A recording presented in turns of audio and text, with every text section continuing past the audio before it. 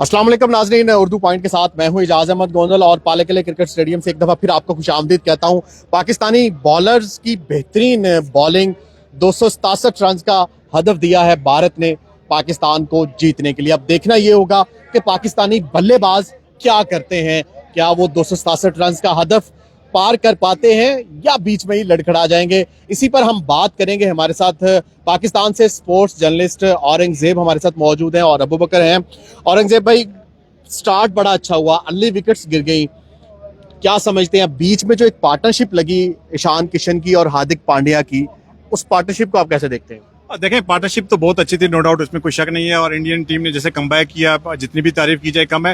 लेकिन थोड़ी सी बात मैं बाबर आजम की भी करूंगा। हम सब के जो किंग बाबर आजम है, उनकी कैप्टनसी को लेकर थोड़ी सी बात मैं ये करूंगा कि जब आपने 4 विकेटें 66 पे ले ली थी तो बॉल जो है वो अच्छा खासा स्विंग हो रहा था। और ये भी नहीं था कि आपके बॉलर को 5-5 ओवर के कोटे करा के थक गए थे, क्योंकि बारिश की वजह से आपको वक्फे वक्फे से जो रेस्ट भी मिल रही थी। तो बीच में आपने जो पूरा ये 20-25 ओवर का स्लॉट जो है ये कंफर्ट जोन दे दिया उनको, स्पिनर को देके। तो वहां से मेरे ख्याल में इंडियन ने कमबैक किया। अगर हम स्पिनर का यूटिलाइज करते और साथ में एक फास्ट बॉलर रखते, वक्फे वक्फे से अगर हम लगाते शाहीन शाह को, नसीम शाह को, हारिस रऊफ को, तो मेरे ख्याल में ये रन ज्यादा होने नहीं थे, ये 200 से ऊपर जाने नहीं चाहिए थे।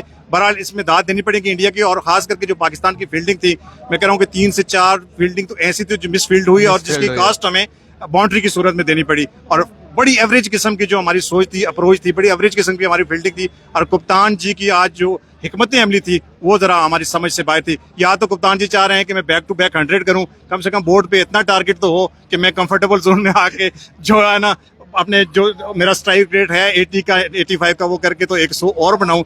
ये वजह हो सकती है, बाकी कोई लगता नहीं है। क्योंकि जिस तरह की बॉलिंग आज हारिस रऊफ कर रहे थे, जिस तरह की नसीम शाह कर रहे थे, गो के नसीम शाह को आज विकेट नहीं मिली, लेकिन जो उनकी बॉल में स्विंग था, मैं कह रहा हूं कि देखने वाले जो सारे जर्नलिस्ट हमारे साथ बैठे थे वो तारीफ किए बगैर नहीं रह सके। और जब हमारी फील्डिंग थी उस पे कह के भी आज बहुत लगे हैं। तो मेरे ख्याल में फिर भी कमबैक पाकिस्तान ने अच्छा किया। अब 40 ओवर के बाद जब हमारी फास्ट बॉलर बैटरी वापस आई तो मैंने आपको कह दिया था कि मुझे लग रहा है कि 260-65 तक होगा, तो वही हुआ। तो मेरे ख्याल में पाकिस्तान के लिए अब ये कंफर्टेबल जोन है और इजी चेज कर लेंगे।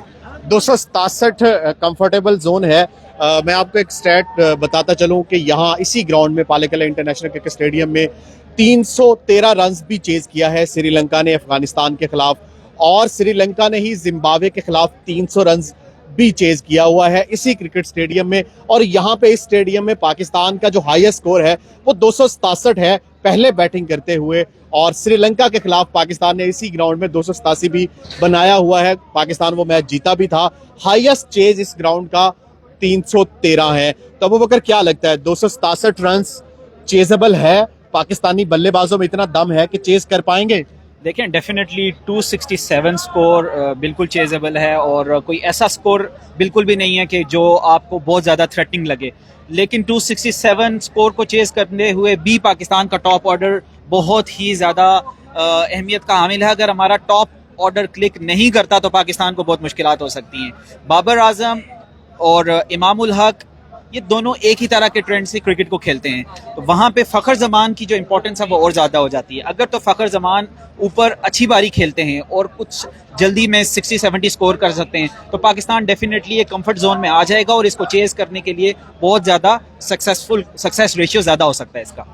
औरंगजेब भाई, आपने तकरीबन तब मुझे लगता है कोई 8 भी आउट नहीं थी, अभी हार्दिक पांड्या भी खड़े हुए थे। आपने 260 रन कहा था मुझे कि 260 रन, आप लिख लें कैप्शन में कि 260 रन है, 6 रन ऊपर बने हैं। क्या लगता है आपको, लगता है कि ये 267 रन चेजेबल है पाकिस्तानी बल्लेबाजों के लिए? देखिए, ऐसा नहीं है कि मुश्किल नहीं होगा, मुश्किल होगा। अभी बारिश भी आप देख रहे हैं कि हल्की हल्की फिर बूंदाबांदी शुरू हो गई है। और जैसे अबू बकर भाई ने बात की, टॉप ऑर्डर बहुत ज्यादा रिलाई करते हैं हम फ़खर जमान पे, क्योंकि फ़खर के रन्स काफी अरसे से नहीं आ रहे। इमामुल हक बड़ा डिपेंड करते हैं, क्योंकि रोज रोज आपको बाबर आजम सेंचुरियां करके मैच जिता के नहीं जाएंगे। तो मेरे ख्याल में अगर हमारी पार्टनरशिप ओपनिंग जो है वो 70-80 रन की लग जाती है तो फिर बड़े आराम के साथ ये रन चेज हो जाएंगे। अगर अर्ली ऑन विकेट गिर जाती है, और खास करके अगर बाबर आजम की विकेट गिर जाती है, तो फिर मेरे ख्याल में प्रेशर जो है वो सारा मिडिल ऑर्डर पे आएगा, और फिर वो देखना पड़ेगा कि कैसे हैंडल करते हैं। अगर 2-3 विकेटें जल्दी गिर गई, 100 रन से पहले 2-3 विकेटें गिर गई, तो मेरे ख्याल में ये टारगेट मुश्किल हो जाएगा। अगर इजी रन चेज हम कर सकते हैं वो तभी है कि हम हमारे ओपनर जो वो स्टे करें, क्योंकि ज्यादा रन है नहीं, 265-267 का टारगेट है, तो आराम से चेज करें। अगर 70-80 रन की पार्टनरशिप लग जाती है तो फिर बड़ा आसानी के साथ हम ये रन चेज कर लेंगे।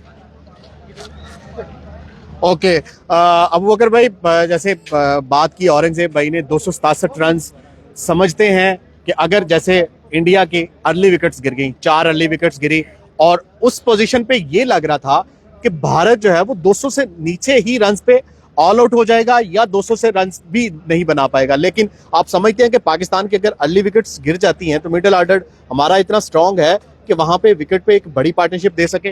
देखिए, मैं पहले आपको ये बताता चलूं कि इस मैच की पहले 50 ओवर में 3 स्टेजेस आए।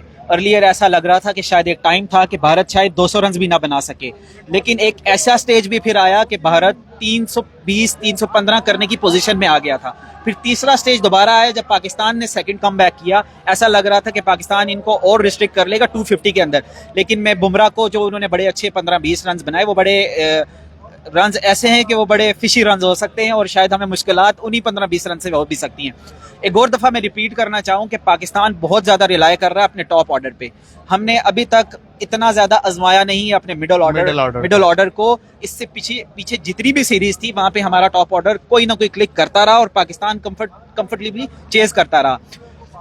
मीडिया बॉक्स में जब हम बैठे थे और इंडियन जर्नलिस्ट से जब गपशप कर रहे थे तो वो भी यही कह रहे थे कि रोहित ने जब ऑफ द रिकॉर्ड हमसे बात की तो वो रोहित भी यही चाह रहे थे कि अगर इन कंडीशंस में under the light Asia cup का बड़ा मैच चेज करते हुए अगर हम पाकिस्तान को 250 प्लस का टारगेट देते हैं तो हमारे पास चांस है, वो भी अभी गेम में है। तो ऐसा नहीं है कि दोनों में से कोई एक टीम भी इस टाइम विन विन सिचुएशन में है, 50-50 है। पहले 10 ओवर से नर्व्स की गेम है, जो काबू कर लेगा वही जीतेगा।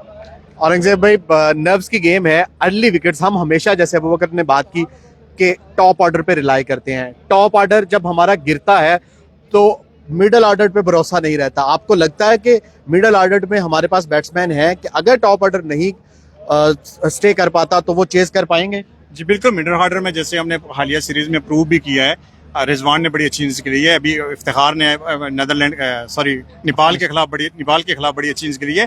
तो ऐसे हैं, आगा सलमान हमारे पास हैं, फिर अब डेथ में चले जाएं, नवाज बड़ी अच्छी बैटिंग कर लेते हैं, शादाब बड़ी अच्छी बल गई। ये नहीं है कि हमारा मिडल ऑर्डर जो है वो उस पर रिलाई नहीं करते, लेकिन मिडल ऑर्डर जैसे अबू बकर भाई ने बात की, हमारा बहुत ज्यादा टेस्ट नहीं हुआ है। तो इसलिए थोड़ा सा मेरे ख्याल में आज जो जिम्मेदारी का मुजाहरा करना पड़ेगा वो फखर जमान और इमामुल हक को करना पड़ेगा, क्योंकि रन्स आए नहीं है इनके बल्ले से। और मेरा ख्याल है कि आज वो एक थोड़ी अच्छी सी पार्टनरशिप देंगे और पाकिस्तान ये मैच आराम से जीत जाएगा। क्या लगता है आज कौन 50 प्लस स्कोर कर सकता है पाकिस्तानी बल्लेबाजों में से? मुझे तो सच्ची बताएं तो फखर की सेंचुरी लगती है, और आगे देखें फिर उसको तो कहा जा रहा है आउट ऑफ फॉर्म जा रहे हैं। देखें, वो जब भी आउट ऑफ फॉर्म आते हैं तो इंडिया के खिलाफ आके फॉर्म में आ जाते हैं और एक ऐसी इनिंग्स खेल जाते हैं कि अगली फिर 15-20 जो मैच उनके पक्के हो जाते हैं। और मेरे ख्याल में कि ये वो दिन है जिसका शायद फखर इंतजार कर रहे थे, और मुझे लगता है कि फखर का बल्ला आज रन उगलेगा। अबू बकर, आपको क्या लगता है कौन सा ऐसा पाकिस्तानी बल्लेबाज है जो आज यहाँ पे अपने आप को प्रूव कर सकता है? मैं पाकिस्तान और अफगानिस्तान की सीरीज यहाँ पर कवर कर रहा था तो मुझे इमामुल हक बहुत कंफर्टेबल नजर आए इन कंडीशंस में खेलते हुए। अप फ्रंट फास्ट बॉलर्स को भी बहुत अच्छा टैकल करते हैं और स्पिन को भी बहुत अच्छा खेलते हैं। मुझे इमामुल हक पे बहुत ज़्यादा उम्मीद है कि इमामुल हक अगर विकेट पे स्टे करते हैं और दूसरी साइड से हमें अगर रिजवान अच्छा खेल के दिखा देते हैं, क्योंकि रिजवान में अब ये हैबिट है कि वो जल्दी खेलते हैं। मुझे इमामुल हक और रिजवान बहुत अच्छा उम्मीद के साथ नजर आ रहे हैं कि अगर ये दोनों परफॉर्म करते हैं तो पाकिस्तान इंशाल्लाह जीत जाएगा। बहुत शुक्रिया औरंगजेब भाई और अबू बकर, आपका बहुत शुक्रिया। और मैं आपको बताते चलूँ कि 267 रन जो है वो दरकार है पाकिस्तान को इस टाकरे को जीतने के लिए। एक बड़ा टाकरा है पाक भारत टाकरा, और ये एशिया कप में पहली दफा पाकिस्तान और भारत जो है वो मध्य मुकाबला है। इससे बाद अगर पाकिस्तान आज जीतता है तो एक जो है उनको बूस्टअप मिलेगा, मोराल जो है वो बहुत ज्यादा बढ़ जाएगा अगले मैचेस के लिए, और खासकर इस एशिया कप के लिए। एक दफा फिर पाकिस्तान और भारत चूंकि टकरा सकते हैं 10 सितंबर को, ऑलमोस्ट तकरीबन 99% कंफर्म है, लेकिन आज देखना होगा कि टॉप ऑर्डर परफॉर्म कर पाता है या नहीं, या मिडल ऑर्डर पे जो है वो सारी जिम्मेदारियां आ जाएंगी। मैच थोड़ी ही देर में शुरू हो जाएगा और पता लग जाएगा कि कौन है आज के इस टाकरे का चैंपियन। मैं यहां से आपको अपडेट करता रहूंगा। अगली वीडियो तक के लिए इजाजत दें, अल्लाह हाफिज।